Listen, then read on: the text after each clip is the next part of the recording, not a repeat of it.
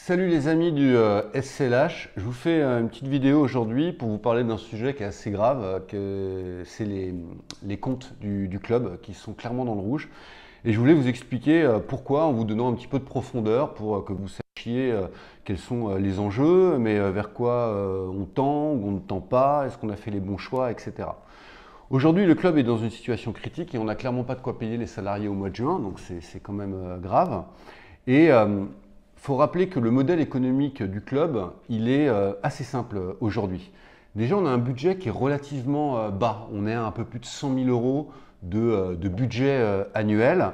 Il est structurellement déficitaire, c'est-à-dire que ça fait plusieurs années qu'on ne s'en sort pas sans la généreuse contribution d'un certain nombre de donateurs. Et on a un point mort qui est relativement faible. Donc, du coup, on a un recours systématique aux dons, mais pour un delta à combler qui n'est pas si important que ça. Donc, on est structurellement déficitaire, mais ce déficit, il n'est pas hyper important et c'est la force quelque part du club, c'est ce qui fait sa résilience. Quand je suis devenu président du club il y a maintenant 1 an et demi, bientôt 2 ans, mon projet, c'était de redynamiser le club et surtout de faire évoluer son modèle économique avec 5 priorités. La première priorité, c'était d'augmenter son chiffre d'affaires, tout simplement en augmentant le nombre de membres et les locations horaires également. C'était, et en développant l'école de tennis, etc., etc. C'était deuxièmement internaliser la réfection des terres battues. Chaque année, la réfection des terres battues nous coûte 12 000 à 13 000 euros. Là, j'ai voulu recruter quelqu'un, c'est Rodolphe qui a été recruté pour faire le développement, l'agent d'animation du club, mais également la rénovation des cours de tennis. Et il a eu une formation cette année exprès pour ça dans le sud de la France. Troisièmement, c'était développer le sponsoring, et on l'a beaucoup fait l'année dernière. Quatrièmement, développer les autres recettes du club, la restauration, la buvette, et également les subventions qu'on peut être amené à demander aux collectivités locales. Et enfin, cinquièmement, recruter davantage de salariés. C'est pour ça qu'on a recruté Rodolphe, pour pouvoir internaliser la réfection des cours de tennis, pour pouvoir faire davantage d'animation, de développement, pour redynamiser le club. Et parce qu'il y a beaucoup de choses que moi, je ne parviens pas à faire et j'ai tout simplement pas le temps. Alors, quel bilan ?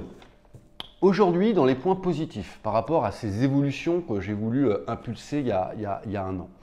Dans les points positifs, c'est que les cotisations et l'école de tennis, on est plutôt en dynamique, c'est-à-dire que, alors pour l'instant on n'a pas terminé l'année, puisque l'année elle va de septembre à septembre, mais d'après nos projections, on devrait peut-être terminer en septembre 2024 à plus 5 000 euros par rapport à l'année précédente.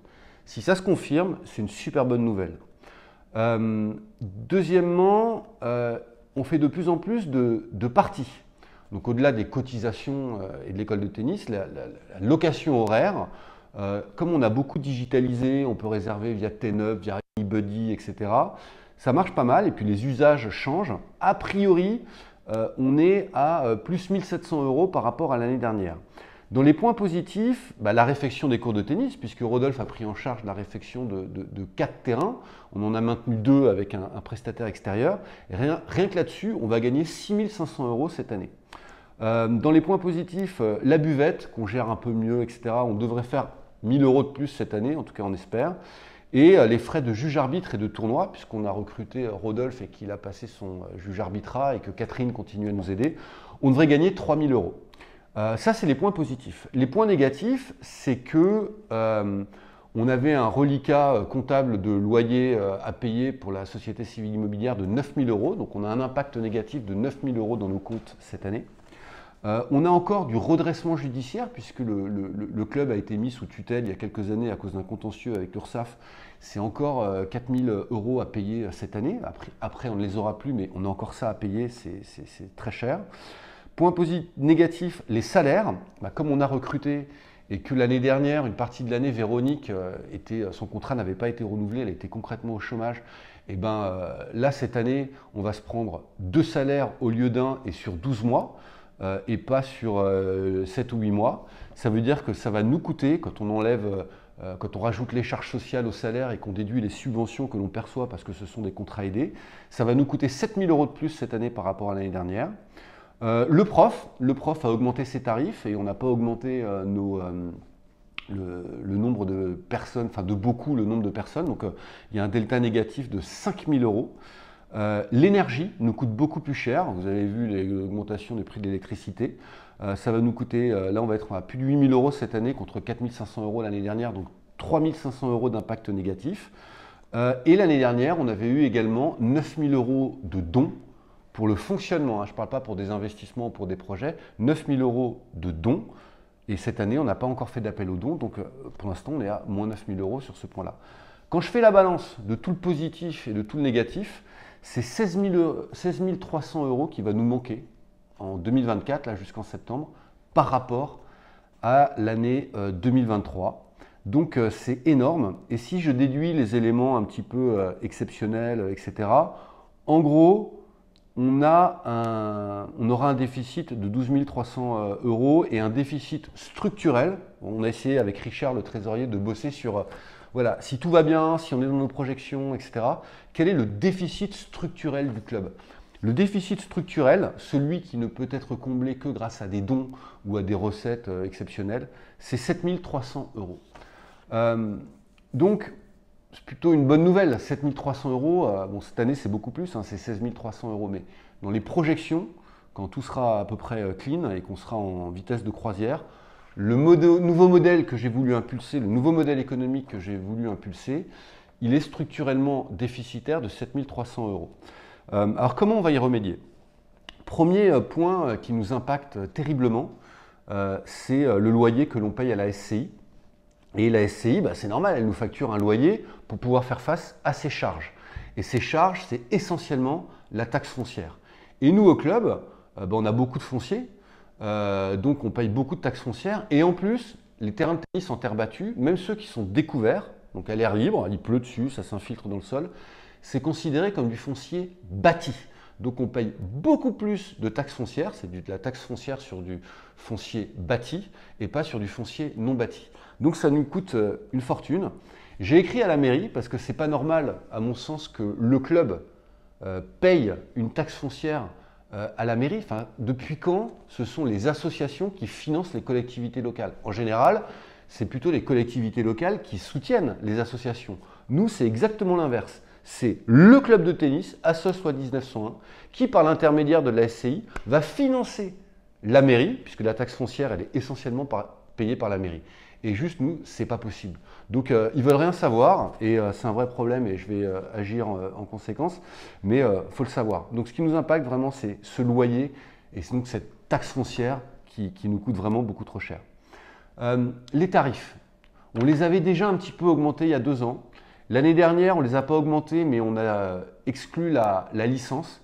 On pourrait augmenter les tarifs, c'est vrai, on pourrait augmenter de 40 balles, 50 balles.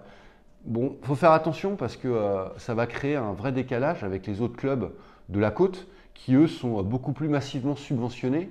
Voilà, à Luc, par exemple, la réfection des cours de tennis annuels, elle est payée entièrement par la collectivité, par la ville. Le prof, il est payé par la ville. Tout est payé par la ville. Nous, on ne touche rien. La ville de Lyon nous verse une subvention de 750 euros et c'est sympa et ils ne le faisaient pas avant, donc je les en remercie. Mais on touche très très peu, voire pas du tout de subventions. Je pense que on va encore augmenter un petit peu le nombre de nos membres et les locations horaires cet été. J'espère que ça marchera bien. En attendant, on a besoin de dons. Donc voilà, désolé, j'en ai marre de vous écrire, de vous envoyer des messages pour vous demander du pognon. Mais j'ai pas le choix, j'ai pas de quoi payer les gens à la fin du mois. Et le club est en risque de liquidation judiciaire. C'est-à-dire que concrètement, on peut fermer. On ne le fera pas, bien évidemment qu'on ne le fera pas. Mais j'ai vraiment besoin que vous donniez des dons. Les dons, ils sont déductibles. Vous en déduisez 66%, etc. Et si tous ceux qui ont les moyens, il y en a un certain nombre qui ont les moyens quand même au sein du club, font un don conséquent, on y arrivera. Et ceux qui ont moins de moyens, vous pouvez filer 20 balles, 100 balles, 50 balles, mais allez-y, on en a besoin. Tous ceux qui ont déjà donné, parce qu'il y en a beaucoup qui ont donné déjà, notamment pour les cours, pour les grillages et la rénovation des grillages sur le cours numéro 3, sachez qu'on ne touche pas à vos dons. Ces dons, vous les avez affectés à de l'investissement et pas à du fonctionnement. Et donc, on va les laisser affectés à de l'investissement, on n'y touchera pas. Et si on n'y arrive pas avec les dons normaux, je vous appellerai pour savoir si vous êtes d'accord pour que votre don, finalement, on puisse le mettre sur du fonctionnement.